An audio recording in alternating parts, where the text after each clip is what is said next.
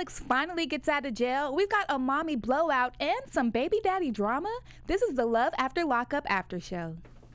I'm Maria Menounos, and you're tuned in to AfterBuzz TV, the ESPN of TV talk. Now, let the buzz begin. Hi, guys. Hey, what's up? Welcome in. You are tuning in to the Love After Lockup After Show. We are talking Season 2, Episode 30, Menace to Society. I am your host, Alexis Brown, and to the left of me, I have the incomparable, the best girl I know, Miss Kittie Kaboom. How you doing today? Give me the best intro. Yes. I'm wonderful. Yeah, we're excited. We're holding it down sans two of our lovely panel, but I'm sure they're at home watching just like you all. We have a lot to talk about today. We're talking Lacey, Sean, and John, and that whole love triangle. We got some issues with Cheryl and Josh because, of course, we always have issues. Alex finally gets out of jail, as we mentioned. We get to see Gloria's excitement. Some more drama with Andrea and Lamondre because, once again, more drama. Lizzie and Daniel, Vincent and Amber, and we've got some redemption stories, some juicy news and gossip, and just a whole lot of fun stuff. But before we get into it, what did you think of today's episode, Kittie? I enjoyed it. This was probably the first episode that I watched it and it was like, wait, it's over already? Mm-hmm. Like every other time, it left me wanting more, but not to the degree. Like I just felt like there's so many couples now, they don't really have the time or they're not squeezing in the time to give them all like a fleshed out, which I guess is the point, right? Yeah. Like they want to just give you snippets. So I was definitely like, wait, don't let it be over. I just want to know what So yeah. Can we say this is your favorite episode? I guess. So far. Because I've had seen some shows on this show where I'm like, oh my gosh, it's over already. Like I feel like this show always goes by so fast. It does. But this was a very good episode. It was funny. I laughed a lot. And I feel like we got a lot of answers for things we've been wanting to know. So let's get right on into it because we got a lot of couples to talk about. So let's start off with the love triangle we all love. Lacey, Jane, and John. So Lacey's been neglecting John because she's been boo loving with her boo Shane. And today she was like, maybe I should actually return this phone call. Yeah. How about that? Yeah, so she did, and it seemed like he was like upset, like, why haven't you been reaching out? And she's just been lying like she always does. What do you think? Yeah, I like the fact that he was over it. But see, that was a red flag to me too, because that's what are you going to fight with her? And now she won't call you at all. Yeah. So it was a red flag in a good way, but so if a guy that I haven't spoken to, haven't picked up the phone or whatever, and then I finally called him and he was just like, all right, we'll just move past that. I would be like, oh, so flexible, good, thank you. Let me explain what happened and now we can talk about it and be done. But he in jail, what are you going to say? Like, how dare you not call me? She'd be like, okay. And then you wouldn't hear from her for a week. So I don't know. It was very interesting. Do you think that she cares about John? Because I don't think she cares about John. What? I think that she has an allegiance to John because they have so much history. And that is always a bad sign. Believe me, I know. Yeah. Like from experience. Because I'm holding on to history and the memories made and all the rest of that. But at the end of the day, the memories of bad outweigh the good. So simply because we've been together 12,000 years doesn't translate into forever and ever. Yeah.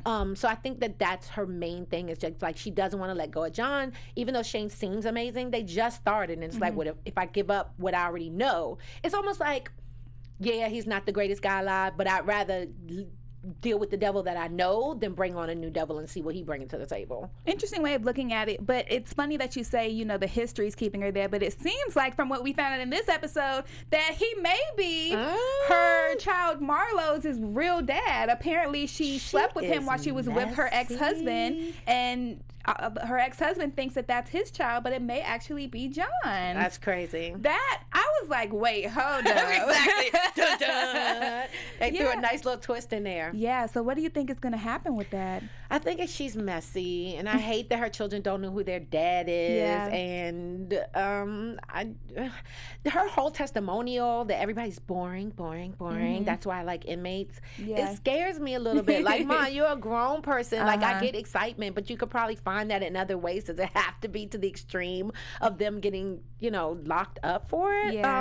that concerned me. So I'm glad that he's getting a DNA test. I'm glad it will be determined. I just feel badly for the little girl because obviously who she thought was her daddy might not be her daddy. Yeah, and it seems like she kind of has been sitting on this secret for years because her child is at least like, what, 5 or 6? At least. But it's funny that she's just now telling her dad about it, especially telling her dad about it after she seems like she lies about everything else with her dad. Right, because she lies to everybody, though. Yeah, that's kind of her MO. Yeah, because she lied about going to see Shane and still hadn't told her dad about that, but thought this was the time to tell her dad about John possibly being the baby's father. So how was that modeling job? Oh, it was good. And they paid me, so it was fine. You and this Lacey voice, I cannot. Lacey sounds like she's a little brain dead. So do you think because her dad knows that John may be Marlo's dad now that he may be a little bit more lenient and understanding about her dating John, or do you think she still doesn't want him around? No, I don't think that's going to make any difference to her dad, because at the end of the day, who he is what he's taking issue with. The fact that he fathered maybe one of her children, I mean, I think he would tolerate him coming around for the child's sake, but I don't see him being like, oh, word, once y'all find out, then it's going to be, why didn't you tell me that? Like, now we can all be one big happy family. Nah, that's not going down like that. You're crazy. It's so real. All right, I love this little family. Because they are messy. Don't you feel a little bad for Shane, though? No. Oh. I mean, I guess I do, because like he doesn't really know what's going on in the situation. He's basically just being lied to, like everybody in Lacey's life. But like we spoiled on the rest of on the earlier show was that Shane and Lacey are married now. So I wonder if he knows all of this already. She told him herself, or is he finding out when he watches the show just like we are? No, that's it's what been too I much time. Know. You think so? Yeah, because you shoot. You know how the schedule works. Like you shoot, and then literally 6 months later is when stuff airs. So if they haven't talked about it in all this time, but she is good at secrets. So you know what? I don't put it past her, because she will keep a secret, baby. That thing likes to lie. So she keeps a lot of things under wraps. You might be right.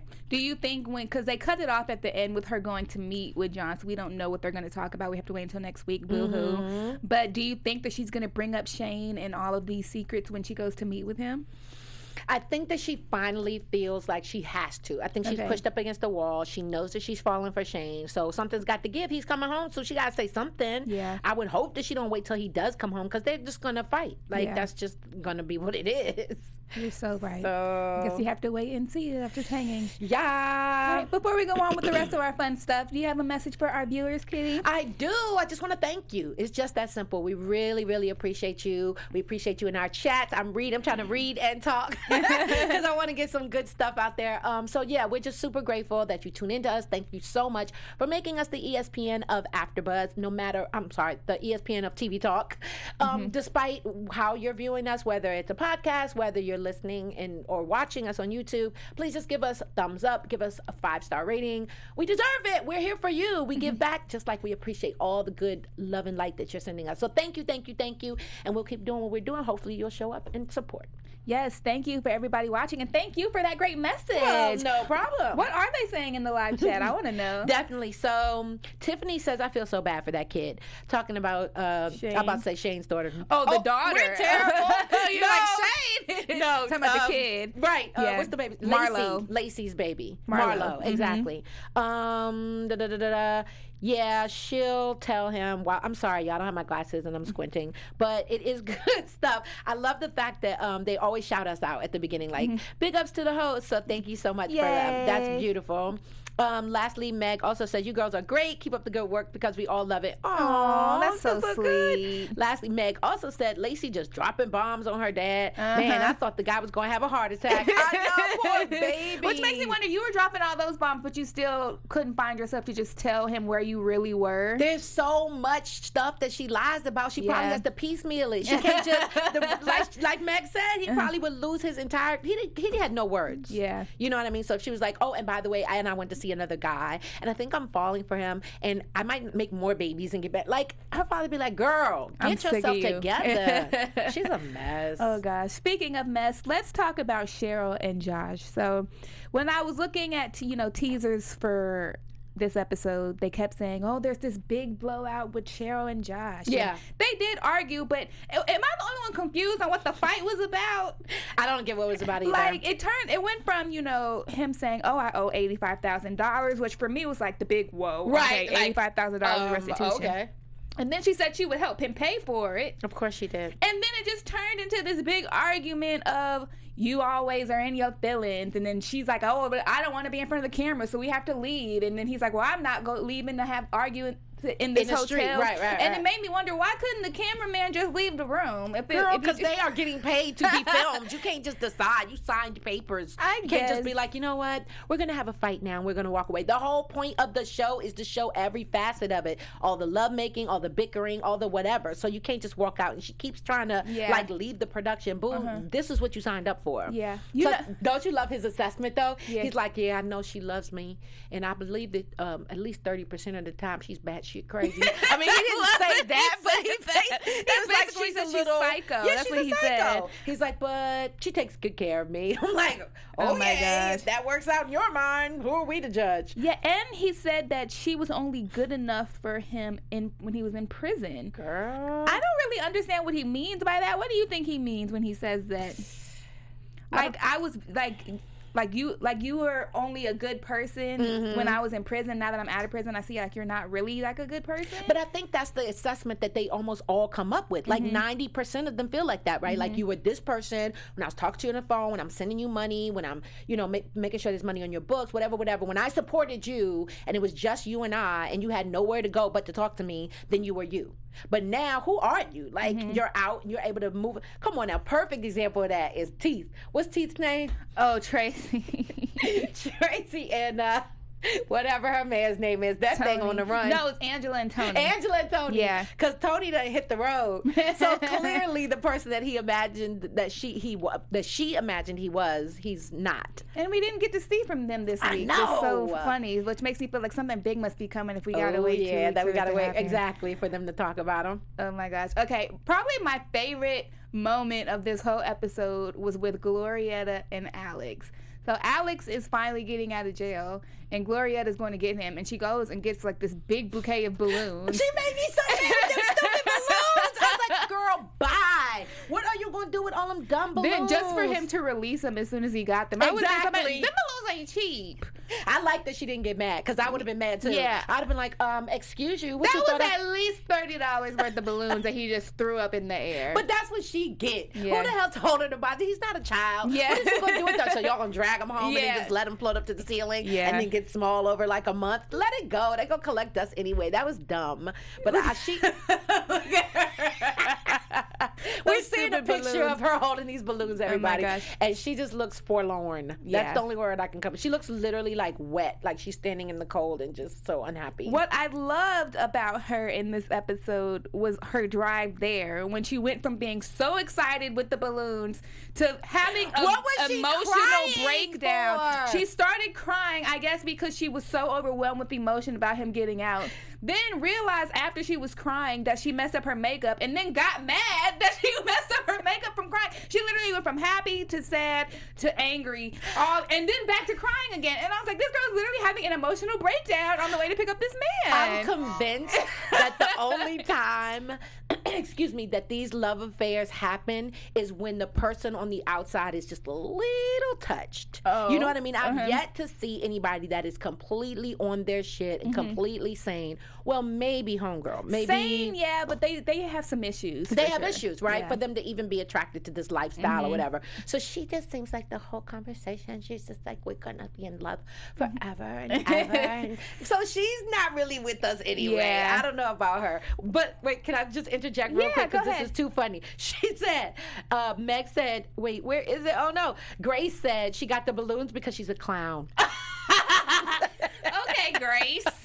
with the shade. Right, I love the it. super shade. I love it. We're here for it, Grace. We are here for it. What also killed me about her and goes along with you saying that she's kind of delusional is she was like, I can't wait for him to come out so I can be wined and dined. And they always say that on this show. Say that. And it always makes me Where's wonder, this money like, coming right, from? exactly. Like, do they really think that these people are coming out with some money to be wined and dined? And if they are they spending it on you? Like, one of these people have an $85,000 restitution. Like, come on now. Like, I just don't even understand. Yeah, That's my point. It's literally a fairy tale until they hit that door. Yeah. Like everything that they've talked about, but they're grown up. So I could see if this was like you're in high school talking and stuff, but you know what life is. You know that this is not real. You have to know that. So I mean, whatever happened to like proper planning and putting aside money for like this house that you think you just gonna come up on or this wedding that you just happen to have. Yeah. I don't understand where all that kind of planning comes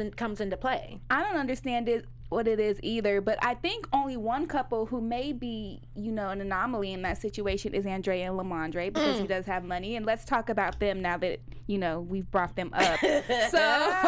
So Andrea meets with some retired detective who worked on Lamondre's case, and why she was paired up to meet with him, I don't know, but basically she just wanted to know, is it realistic that he is going to get out of jail? And Detective Ray was like, it's not happening, bro. You are a crazy person if you think this is. And I kind of not felt bad for her. A little bit. It made me wonder, do you think that he lied about him getting out and he knew that he wasn't going to get out? Or do you think that he honestly thought because of that appeal that he was going to be able to get out sooner? Yeah. Okay. And let me tell you why. 2 reasons. The first is going back into TV production that we know about. Producers are not signing off on something. If you're not coming home, then what is the point of this, right? Yeah. They can't have it's love after lockup, not in lockup. So I'm pretty sure that he convinced them somehow with some type of paperwork or something that it was an impending determined, like it was definitely happening. Okay, good point. And I most certainly don't think if you have that much time and energy to go speak to your attorney, to go to the library and do research on the laws and how you're in there for a minute, bruh. You know what it takes and you know this system. No, I doubt, and I could be wrong, but I wouldn't personally be a prisoner and not know my fate. Like I would be in the library every day, like I ain't about to be a lawyer, but I tell you what, I know what's about to happen when I step back into this courtroom. So yes, I believed 1,000% that Lamondre knew what it was and led her on to believe, because that's what they do, right? Like, it's going to be this. It's just a different scenario. Instead of like, oh, baby, we're going to have an amazing wedding, which might actually have some truth to it if he could come out. He's going to lure her in with the thought that, hold me down, I got you, I'm coming. When in fact, he no goddamn well he ain't coming home. Oh, my gosh. And Detective Ray basically told her, like, he's a crazy person. Baby. He was like top 5 on like our criminals in this whole city, and in Florida. Some crazy people in Florida. Right. So if you're he's top 5.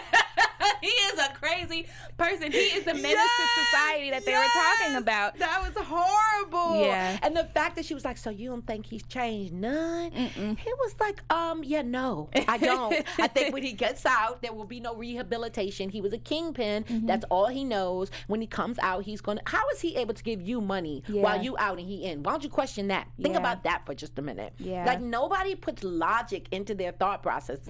And that's what scares me the most. These are adults that are making decisions solely based on emotion and lust and, this whole caught up imagination of what it could be. The world out here can't be that bad that you don't put all your hopes and dreams into a person that can't even walk out the front door. But at least, I said this before on the show, at least with Andrea, she's getting something out of it. With every single other person on this show, pretty much, they're the ones sending them money and like doing things for them. But he paying her bills and funding her business. And it kind of made me wonder when she was having that conversation with Detective Ray.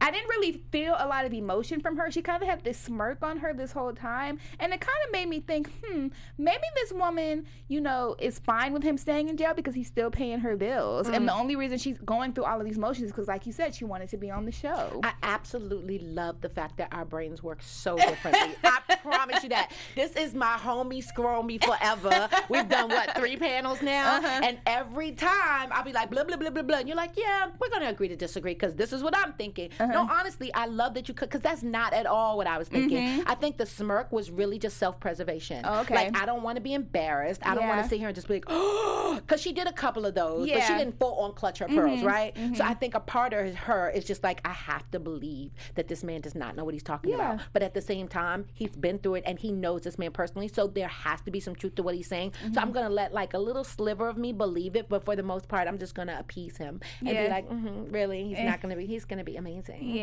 because he's my Lamondre. You know what I mean? That's that's the energy or whatever. That's what I was getting from it. That smirk on her face to me was just like, let me hold it together. Yeah, I can definitely see it from both sides. But there was a small inkling that was like, well, maybe she don't really care. And I mean, girl, you know, she getting what she need from him without him having to be out. She wants to prove to her family that he's coming out. She wants some loving. What woman doesn't? I mean, long distance relationship, done those too. You know what I mean? It's hard. That any relationship is hard, obviously. It's work. But if you are far, that stuff is really difficult. You want to snuggle. You want to know that you can go over this person's house, just give him a kiss goodbye, whatever the case may be. So I don't really see her just and she wants to have a wedding. Yeah, you're right. You don't already, she searched for the, you can't tell that thing she's not getting married. You know what I mean? So at the end of the day, like, I think that really was self-preservation. Her just sitting there like, I'm not going to cry. I'm not going to cry, you know? Yeah, Which is unfortunate, but girl, you signed up for it. What are they saying in the live chat? Are they talking about it? They are saying, Meg says Andrea was smirking away when that guy said Lamondre was a menace to Daytona Beach. It's written all over her face how she thinks, how hot she thinks a bad boy he is. That's a good way of looking at it too. Aaron said, yes, Kittie, they are not in high school. What are they thinking? Exactly. Tracy said, I think you would have to be a bit unbalanced to put your messy life on TV like that. Very true. Unfortunately, yeah. And then lastly, Meg said, some people just never mature in relationship department. They can have great careers, homes, and have all their life together, then literally act like 16-year-olds in love. Very true. And I think that's unfortunate for us all, like to not be able to balance your head and your heart says a lot about your ability to be mature. Yeah. Because at the end of the day, you're talking about the rest of your life. And I get it. It feels good and you're all ooey gooey and maybe that thing puckering down. You know what I mean? Girl. But you gotta put your like smart hat on. Yeah. Especially if you have kids. Yep. Come on, ma. You can't do that to the baby. Love is blind and stupid. Ugh, it stupid really is right. It should be stupid and blind. All right, let's talk about Lizzie and Daniel. So what really got me in this episode is just his whole reaction with his mom. Like, he basically said that he would choose his Lizzie over his mom. Yep. And it made me sad for the mom because honestly, in my opinion, I kind of see where the mom is coming from. Do you? I do. And I wanted to ask you because I know you have a son. Yeah. And you are a mother. And I would think, you know, if you're... I hope I'm sure it will never happen because you know, I know you're not that type of mom. He's a different kind of cat. Yeah. Who knows what'll happen? I want to try to be. But hypothetically speaking, if it did, and he, you know, he had been dealing with drugs and he's been in and out of prison, and you're just scared for him to go back to that lifestyle, wouldn't you kind of be a little bit more like how, you know, his mom is being very protective and just wanting to make sure he doesn't go down the wrong path again? I think there are phases to anything, especially things of this caliber, and I think that in any relationships you kind of go through, right? Like if there's a death and there's denial and mourning and So I think that there would be a part of me that would feel that way. Excuse me, probably like the first time he got into trouble, second, maybe even the third time, I'm still clinging to hope. Yeah. But I also know, well, first of all, I know my son. It's not his style. But I'm just saying, like, if it were, I think that after a certain point, because I am so into improving myself, I could not continue to give to somebody that literally is not willing to take what I'm giving. So there's no way that you're coming home and I'm blaming somebody else for your sobriety. No, me personally, I'm so grateful that I am in the headspace that I am and have gone through the things I have, that to be able to look back and be like, now there's one thing I'm not going to do. You know what I mean? Like, I will welcome her and hope that they get, but that's your choice. You're a grown, like he said, I'm 24 years old. Like, he's still a baby, but in his mind, he's a grown ass man. And so he's in love with this chick, Lizzie. She's in school, she's doing good things, and that's all you can do. You can't keep holding on to what might happen. You're like literally strangleholding yourself, and you're blaming somebody that ain't got nothing to do with that because she ain't got a nickel in that dime. Yeah, I get it. I mean, I definitely don't agree with her blaming Lizzie. And I do think, you know, he is grown and he made some grown man decisions and he does have to live with his decisions and live his own life. But at the same time, I did feel for her when she kind of had that breakdown in their discussion. Like, you know, I've been dealing with him being away in prison. And, you know, Lizzie, you're cool now. You're in school and, like, you've turned your life around. Right. But you still are a recovering drug addict. And I just don't ever want my son to be in a position where he could spiral back into that life because he's hanging around somebody who also was in that life. But that's his life. Yeah. At that point, you have to say, I love you. This is how I feel. I'm not, you know, no cut cards. I'm going to tell you exactly where I'm coming from. And now go out into the world and do what you're going to do. Yeah. But inserting yourself is not helping. Obviously, they going through it. Yeah. And you try to embarrass her in front of the family. I'm sorry. Sit your ass all the way down. Yeah. That was just too much. Controlling is never, ever, ever going to work. Like, we know that about any relationship. If I try to call my son at 21 years old, talking about, boy, what you doing? Come on over to my house tonight. He'd be like, I'll try. What? Huh? Like, it wouldn't, you know, that's not okay. What did you think about what his mom said about the fact that when he was in jail, Lizzie never came to visit. She never returned any of his letters. That kind of made me feel a different way about Lizzie. Yeah. Because it's like, one, why now are you all of a sudden so in love and want to be around him and want to be in his life? And two, you know, how are you saying you're going to put this woman over me when I was the one who was there for you when you were in jail, giving you money, you know, going to see you, making sure you were okay. And this girl was never even there. Like, I know she was in school. Right. But, like, you can write back a letter at least if you're not going to go see him. That struck a chord with me, too. I'm 100% in agreement. But it goes back to what I just said. Yeah. He's a grown-ass man. And what did he say? He said, I'm okay with it. He's like, I get it. You know what I'm saying? Being in a relationship is hard while someone else is in jail. So if she was busy in school or she couldn't make it, I forgive her. I understand. And some people do things differently. It doesn't necessarily speak to their emotions. You know, somebody commits a horrible crime, right? Or somebody's father dies, God forbid. When the police come to report that the father is dead, you don't get to say, oh, they didn't break down and fall on the floor, so they must not care. Like, you don't know that person. You don't know what the relationship was with that person. So to say, like, she should have, coulda, woulda, in our minds, that would be supporting, right? That would be physically showing up for the relationship. But maybe she was doing so much work on herself that she said, by doing that, I feel like bringing that energy in is not going to propel what I need to be. Who knows what her reasoning was, but he said it's all right. And he the one that stuck in her. So that's who matters. Well, in all this, they had this conversation with Lizzie, Daniel, and Daniel's mom. And it seemed like after their conversation, everything was resolved. Do you think that that's going to last, or do you think that she's always just going to be too protective and there's going to be issues? Like, what do you think is going to happen now that they've resolved the issue? I like the fact that Lizzie said, check this the fuck out. Sorry, y'all. You're not about, I don't take drama from anybody. I'm learning to be a social worker. I'm actually supposed to be the voice of reason. So I'm allowing myself to get a little emotional right now, but I'm going to let you know, mama or no mama, mind your business.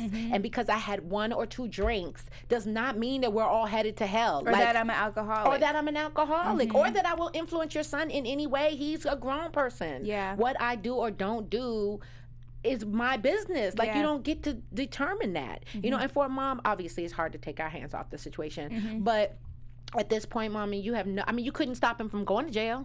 So I don't know what makes you think that this time around would be any easier. You have to just support him in his decisions and say, this is my job as a mom. And then, like she said, fall back. So no, I don't think that, it was cute and all, but that's the only reason that I got the impression that mom even hugged her in the first place. Like, oh, she's not going to keep on dealing with my mess, huh? Yeah. So, and my son is saying he's not going to deal with my mess. Yeah. So, okay, let's be friends. Yeah. But she's going to be all up in it. Okay. Well, I guess we'll just have to wait and see. Yeah. All right, let's get to our final couple. We have, or I guess I use the word couple loosely because I don't know what's going on with them. Vincent and Amber. Wait, can I say something real quick? I'm so sorry. Yeah, go ahead. I love Tiffany says, oh no, I'm sorry. Dee Dee said, I'll always think of Tide and dryer sheets when I see those two again. Tide and dry. Oh, yeah, because they had sex in the laundry room. Oh my gosh. That was cute. I tried to remove that from my memory. Exactly. Thank you for bringing it back up. That was not sexy. That was so dirty. Okay, so Vincent and Amber. So it seems like Amber finds any reason to think that Vincent is shady and to not like him. And this time it was because she felt like he lied to his grandma about what he was doing in Georgia and that he obviously has to be a con man and he's a liar. And her friend Rochelle backed it up and said that she thinks he's a con artist. Now, based off of everything... Did you see Rochelle? Just so we're clear.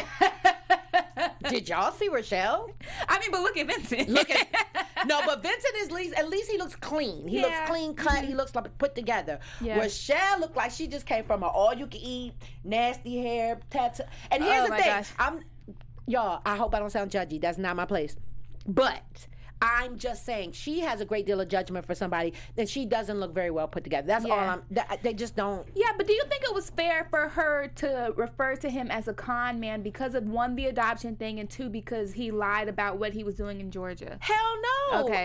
Well, the Georgia thing is sus, but it's not like enough to call him a con man. Yeah. And let's be clear. Didn't we already say that the reason that she acted like she didn't know, because she knew, was so that she could look like, it's bad, and this is your daughter, he's trying to adopt your you mean to tell me you ain't had nothing to do with it? Of course you did. And that's why when he recounted the story, it was we this and we that, because you was in on all that. I think that she's concocting this whole situation so she can get what she needs and then be done with him and have a reason to do it, like getting everybody together. She's snitching on him to the mama, she's telling her girlfriends, so it could be like a mob situation, like he's no good, let's get him. Or just to validate her own feelings. Exactly. Because sometimes we don't like somebody and we like when we know other people don't like them too. It makes us feel better about not liking that person. Doubt. Yeah, but it just makes me wonder, like, obviously she doesn't like this man. She doesn't want to be affectionate with him. She keeps saying how awkward it is. She finds any reason to have an issue with him.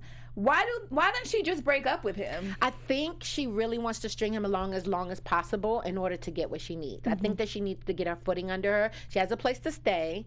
Puppy she's in love with, so we already know the mom's going to be cool with it. Now she got a bed, so she probably feels like, let me see what else he's willing to do before I just say I'm done. It's so there's no chemistry. I mean, zero. That man leaned over, apologized, said let's start anew, let's clean slate, and she was like, okay. Like, she didn't even want him on her. Yeah, she doesn't like him. She doesn't like him. Point blank. I don't think she likes boys. Let's start there. I think she does. I think she likes both, but I think she for sure doesn't like Vincent. But she kind of carries her. I don't get she's not, nothing about her soft. Nothing's, I mean, I'm such a girly girl, but I'm just saying, like, I understand women that lean more towards the masculine side, but she never, like, there's no makeup, there's no pink clothes, like, nothing about her is soft and cuddly. I mean, that doesn't mean that she doesn't like men, but that's true. But I mean, she also has this, I was about to call her Kittie, puppy. That she obviously loves, so maybe that could be it. But either way, she doesn't like Vincent, and I don't know if they're just making them stay together because of the show. But I'm kind of over it. Like, they don't like each other. They're not a couple. Like, I'm not over it yet. I want to hear all the dirt that she claims that she has on him. I want to see the whole blow up, because I have the feeling that he's going to be vindicated. Like, what?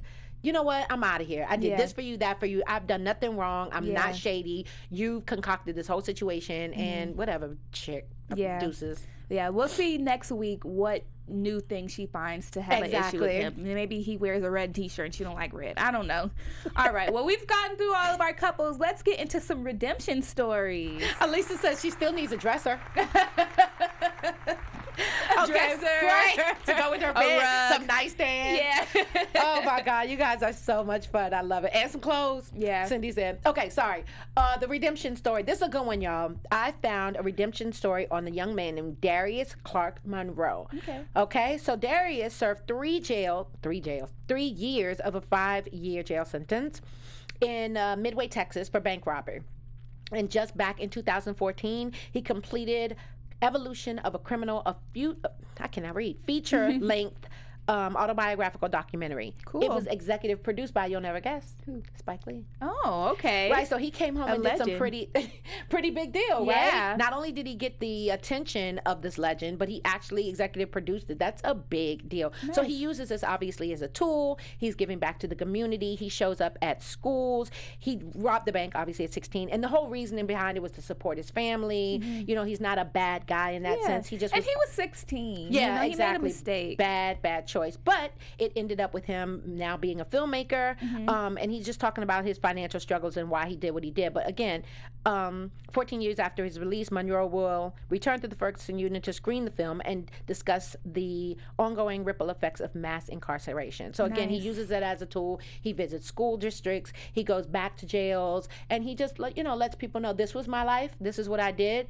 but it doesn't define me. I've gone on to bigger and better things and branched out in a whole new career. So big ups to you, Darius. Yeah, that's great. I love hearing these redemption stories and how people turn their life around. As do I. I feel like the system was really set up for them to fail when they come out. So when they're able to still give back and really turn their life around, it's amazing to hear. So I love hearing our redemption stories. Me too. All right, let's get into some news and gossip. AfterBuzz TV News. All right, guys, so we know the story of Andrea and Lamondre, all of her many sisters, and her mama who had an issue with Andrea dating Lamondre. We found a couple weeks ago some mugshots of Andrea, so we know she had a criminal past. Andrea's hilarious. But her mom also has a criminal past. As you can see from the pictures if you're watching, these are all the mugshots of her mom. So obviously, it's not just Andrea, it's not just Lamondre. This whole family has issues with criminal charges. How dare they judge? Yeah. They are I cannot believe. Yeah. The whole reason for them taking issue is because he's a criminal. Yeah. So is you. Yeah. If you're watching, you can see that her mom has, how many is that? 7 2, 4, mugshots? 6, 7. Yeah, and we don't even know if that's all of them. It says that Andrea's mom, Wanda, who's currently 57, has quite the extensive rap sheet herself. She looks to be the inspiration for Andrea's affinity for the five-finger discount, as many of her earlier arrests also involved retail theft. Wow. In addition to theft, Wanda has also been booked for battery, driving with a suspended license, and resisting arrest with violence. With violence? Yeah. But Lamondre's the bad guy. Yeah. Ain't that about a... Yeah. What? Pot calling the kettle black for sure. For sure. Yeah. So I don't have words. Andrea was bad. Like that bothered me, obviously, especially since she just is so like, I can't believe it. But the mama, but even more so of just like kind of being a hypocrite on looking down on Lamondre when you have a criminal past. It also, I think, is a testament to how when a child grows up seeing that, how she falls back into that pattern. She fell back into that pattern by having her own arrest and by dating a man and kind of being turned on by the fact that he is this huge, big drug kingpin. That part. Because of probably what she saw with her mom as a kid. And she probably doesn't even realize the ramifications of that. Like, it's clearly cyclical. You know what I mean? Homegirl Lacey is just like, I just like bad boys. But this one, that's what she grew up in. That's the environment that she's been exposed to from day one. Yeah. So it makes sense that would be where she goes. So for them to keep acting outraged is beyond me. Like, I can see them being like, we were in this life, so I don't want you to continue being in this life by dating this man. But they don't even do it in that way. They just do it in a judgy, he's beneath you type of way. Exactly. You got your own business, girl. You get naked and take pictures for sunglasses. You know damn well you don't have no business dating this man. He's not on your level. Yeah. Wow. Crazy, right? I love that you didn't tell me beforehand. I wanted to get a surprise reaction from you. The same reaction I had when I saw it. Like, what is this? So, messy. All right, let's get into our predictions. And now, your AfterBuzz TV. What you thinking, Kittie? So, I mean, we already know, I hate to say it because, the trailers and the teasers or whatever, but I see Shane and John having major fisticuffs. Okay. And going at it in the streets like, she's mine. So that should be interesting. I'm sure Lacey will get a kick out of that. You guys, cut it out. Lamondre and Andrea, that's not happening. He's not coming home. She's a joke. Her mama a joke. Yeah, I said it. And he clearly is the biggest joke of all. Alexander and Glorietta, ooh, baby. I got a prediction, and I have no idea because we just met them, so I don't really know. But she is so caught up, it's inevitably going to blow up in her face. She literally is on some Cinderella nonsense, right? We're going to do this and live forever and ever and have babies. And girl, it's so ridiculous. Like, I watch this stuff like they're serious, aren't they? Yeah. So yeah, that's going to be a mess. A messy mess, and ooh, I can't wait. Cheryl and Josh, I don't know what to say about them. Yeah, I don't really know don't. either. Lizzie and Daniel, it looks like they're starting anew, so that should be deep. I mean, dope. And I like the fact that they are like getting along. You know what I mean? They aren't having any major problems. They Yeah. seem like the only couple that's just like, we're gonna work this out. We're gonna make this happen. Yeah. Yeah, I like them. I want to bring it up because you said Lizzie and Daniel. We are talking about predictions, but they still haven't told us what this secret that she's keeping. And I keep know. forgetting because I keep starting to like her, and I'm like, oh wait, there's still this secret. So I think the secret is going to come out soon. That's my prediction, and I think it's going to really affect their relationship, and I think it's going to give his mama a chance to be like, I told you so. Right. Don't trust this girl. You think it's gonna make him go drink? I hope I mean, not. drug, because drinking. I don't think so. I feel like he's really past that life. I don't think it'll do that, but I think it'll definitely probably restart issues that Lizzie's having with his mom if they do decide to stay together and the mom finds out that she did do something shiesty. Right. So I have to see. And then everybody else, I just feel like everybody gonna break up. I don't see anybody staying together except for Lacey and Shane. What's Teeth's name again? You gonna stop calling her? No, I'm not, because that's only the way I can remember. Angela And Tony. What do you think's gonna happen with them? I think he's gonna go back to jail. That's what I think, because I don't think he's gonna give himself up. Is she gonna marry dude? No, she's not gonna marry dude. She doesn't want him. She needs to find a guy that she wants and he wants her back. She doesn't want the friend and Tony doesn't want her. So she needs to find somebody who will love her. Maybe she can hook up with Scott. I don't know. They remind each other. They remind me so much of each other. Yes, that's perfect. This is so fun, but we gotta get out of here. But before we go, Kittie, let them know where they can find you. You can find me on IG, Kittie Kaboom, KITTIE KABOOM, Kittie Meow on Twitter, and Kittie Kali on Facebook.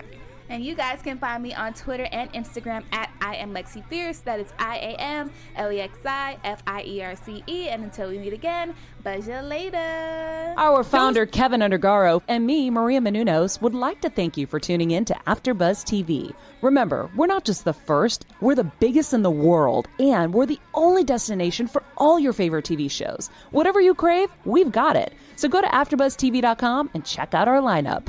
Buzz you later. The views expressed herein are those of the hosts only and do not necessarily reflect the views of AfterBuzz TV or its owners or principals.